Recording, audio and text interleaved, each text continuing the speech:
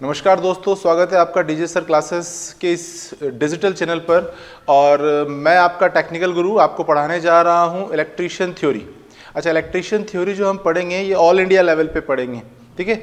आप भारत के किसी भी राज्य में रह रहे हो, किसी भी आपके राज्य से रिलेटेड टेक्नीशियन की भर्ती आप अगर दे रहे हो तो इलेक्ट्रीशियन थ्योरी आप इस मंच से पढ़ सकते हो।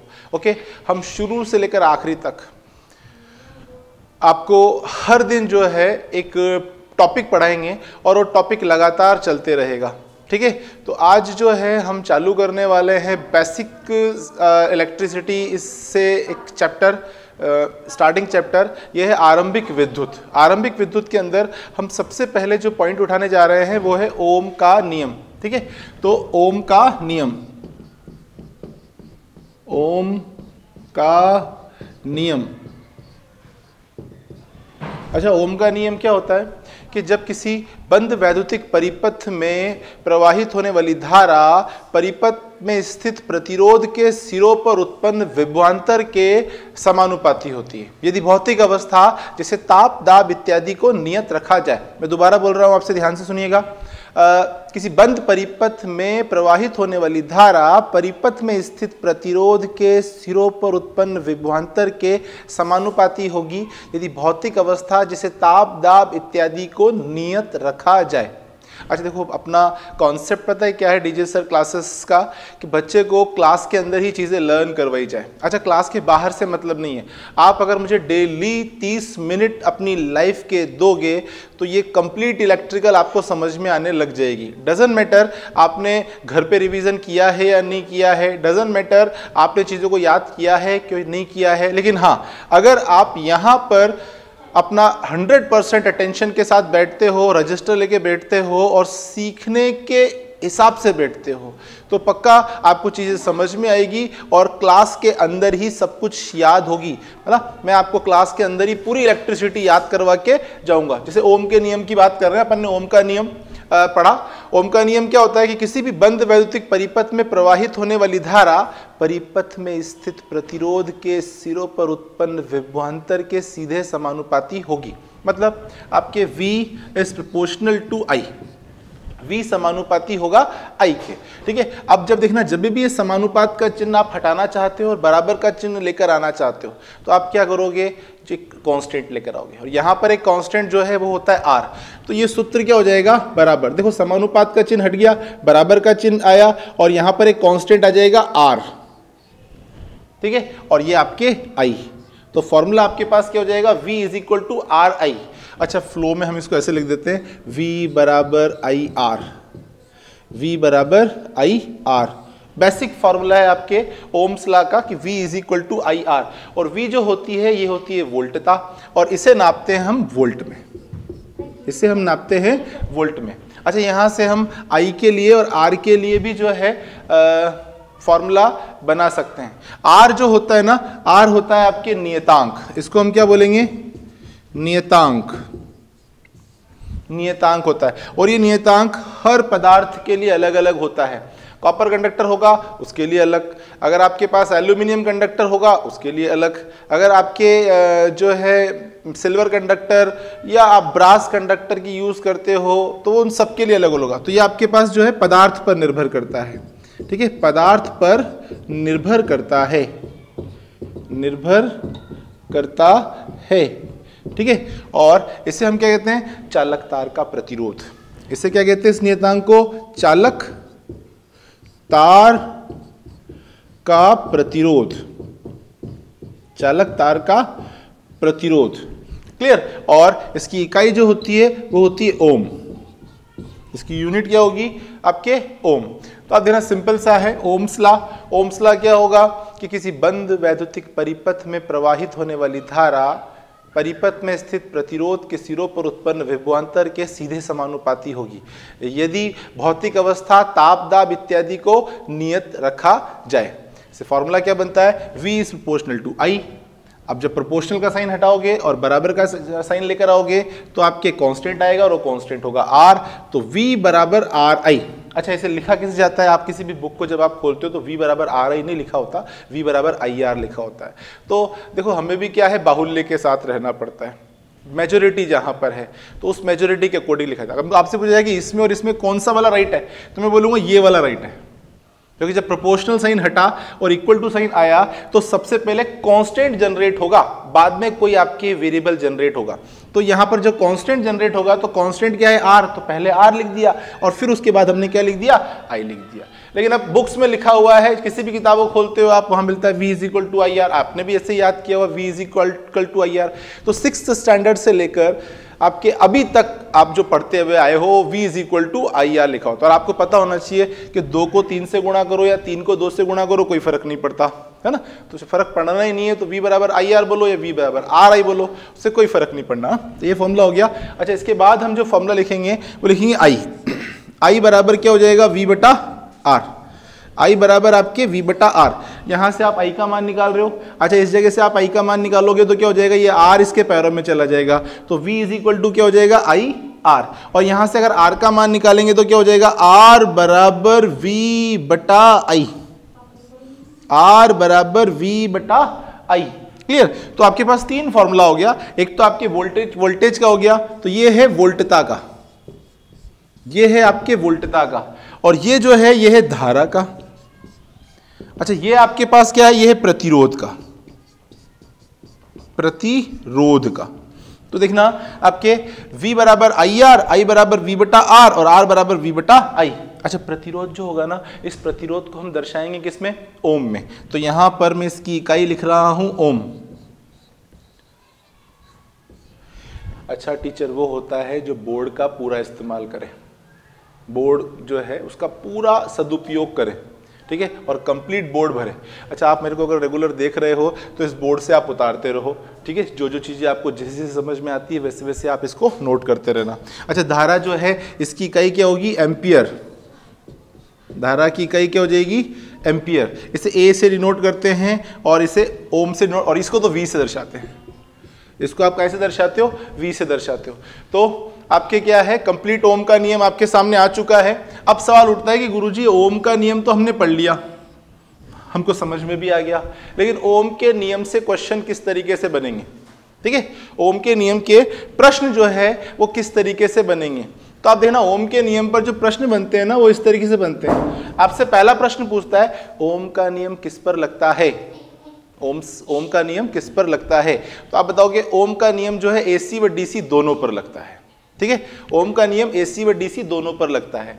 तो आपका फर्स्ट पॉइंट हो गया, ओम का नियम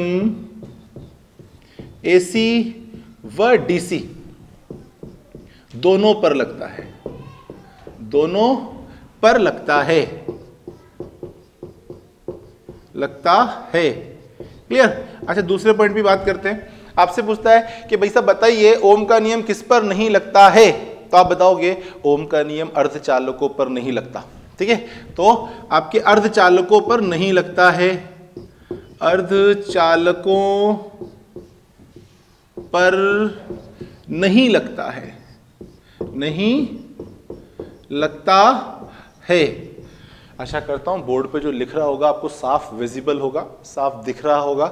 अगर आपको नहीं दिख रहा हो या मान लो फ़ॉन्ट थोड़ा सा छोटा आ रहा हो तो मैं इस फ़ॉन्ट का साइज़ बढ़ा भी सकता हूँ, ठीक है ना।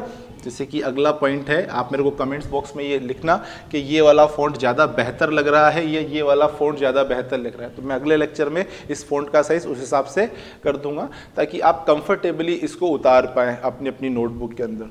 तो पहला पॉइंट आपका हो गया ओम का नियम किस पर लगता है, बोले ओम का नियम एसी व डीसी दोनों पर लगता है।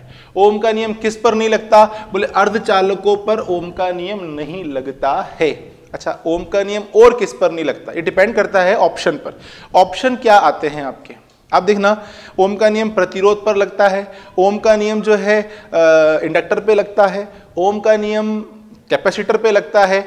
तो फिर और कौन से कंपोनेंट है जिन पर ओम का नियम नहीं लगता है। अच्छा, इन तीनों जो आपके कंपोनेंट है इन्हें अगर आप गौर से देखो, आर, एल व सी, इन को गौर से देखो तो आप देखना ये आपके प्रतिरोध है, ये आपके इंडक्टर है और ये आपके पास क्या है, कंडेंसर है। अच्छा करंट यहाँ से भी गुजार सकते हो, यहाँ से भी गुजार सकते हो, कोई दिक्कत नहीं है। अच्छा ऐसे भी करंट चली जाएगी और ऐसे भी चली जाएगी, कोई दिक्कत नहीं है। संधारित्र में करंट ऐसे ही भेज सकते हो, ऐसे ही भेज सकते हो, कोई दिक्कत नहीं है। तो ये तीनों कंपोनेंट जो है वो बाइलेटरल कंपोनेंट्स हैं। ये तीनों कंपोनेंट क्या है? बाइलेटरल कंपोनेंट्स हैं। तो ओम का नियम बाइलेटरल कंपोनेंट्स पे तो लगता है लेकिन यूनिलेटरल कंपोनेंट्स पे नहीं लगता। तो अगर आपसे पूछता है कि ओम का नियम किस पर नहीं लगता है, ओम का नियम किस पर नहीं लगता है, तो हम बोलेंगे ओम का नियम यूनिलेटरल्स पर नहीं लगता है। ठीक है, तो यूनिलेटरल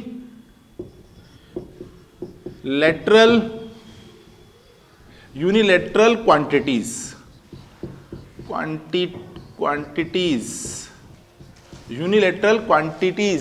पर नहीं लगता है, नहीं लगता है। ओम का नियम यूनिलेटरल क्वांटिटीज पर नहीं लगता है।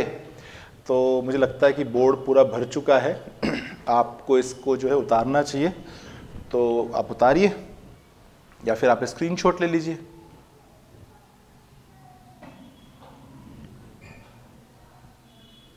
डन।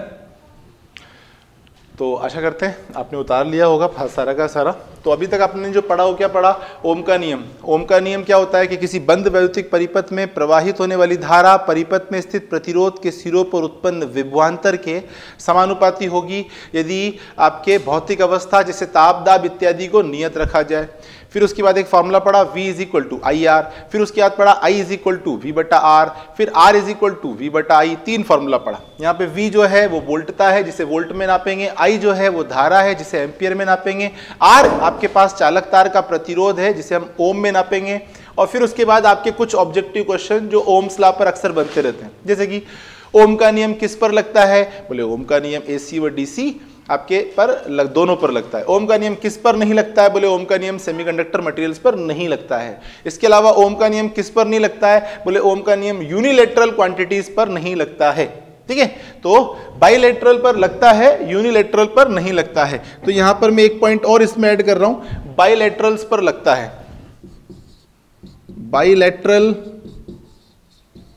बाइलेटरल्स पर लगता है, बाइलेटरल्स पर लगता है, यूनिलेटरल्स पर नहीं लगता है। तो यूनिलेटरल्स क्वांटिटी पर नहीं, बाइलेटरल पर यस, बाइलेटरल पर यस। अच्छा इसके अलावा भी ओम्स लॉ से क्वेश्चन निकल कर आते हैं। इसके बाद आपसे पूछता है V कौन सी राशि है, I कौन सी राशि है। आप देखना I जो है फीमेल डोमिनेटिंग नेम है, ऐसा नहीं बोलना चाहिए हमें, लेकिन फिर भी देखना फीमेल डोमिनेटिंग जो क्वांटिटीज होती है वो डिपेंडेंट होती है। और V वोल्ट जो है वो एक मेल डोमिनेटिंग क्वांटिटी है, और ये मेल डोमिनेटिंग क्वांटिटी होने के कारण इसको हम बोलते हैं डिपेंडेंट है। जैसे फॉर एग्जांपल मुझे कहीं भी जाना होता है, मैं घर में किसी को नहीं बताता और निकल जाता हूँ, लेकिन अगर मान लो हमारे मैडम को कहीं जाना होता है या मम्मी को कहीं जाना होता है तो वे बताती है कि भी हमें फला जगह जाना है और हम आपके पास हमको लेके चलो। अच्छा वहाँ से उन्हें लेकर भी आना पड़ता है। तो आप देखो लेकर भी जाना पड़ रहा है, लेने भी जाना पड़ रहा है, तो अब ये डिपेंडेंसी तो हुई। क्लियर? तो इसमें कोई आपके माइंड करने वाली बात नहीं है, लेकिन आप देखोगे कि फीमेल डोमिनेटिंग जितनी भी चीज आपके पास जो भी हैं वे कहीं ना कहीं किसी ना किसी चीज पर डिपेंड करते हैं। और इसी कारण से हम कहते हैं कि V जो है वो इंडिपेंडेंट क्वांटिटी है और I जो है वो डिपेंडेंट क्वांटिटी है। ठीक है, तो आप यहां से जो है अगर हम बात करें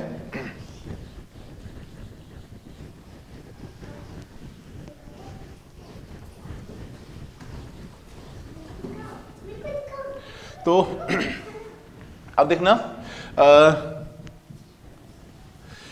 वोल्टता आत्मनिर्भर राशि है, आत्मनिर्भर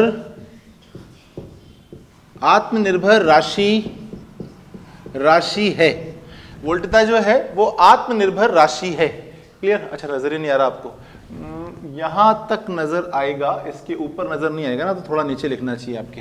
ओके, इसे मैं हटा रहा हूं और यहां पर हम जो है लिखते हैं वोल्टता आत्मनिर्भर